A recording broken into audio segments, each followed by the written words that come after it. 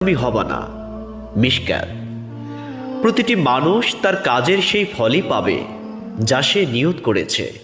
সহিহ বুখারী।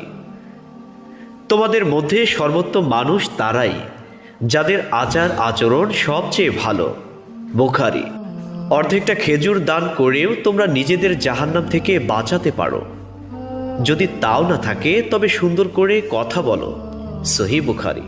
প্রিয় ভাইরা, এক ব্যক্তি রাসূল করিম সাল্লাল্লাহু আলাইহি সাল্লামকে এসে বলল, আমাকে এমন কিছু শেখান যাতে আমি সুন্দরভাবে জীবন কাটাতে পারি, কিন্তু এমন কিছু নয় যা আমি ভুলে যেতে পারি।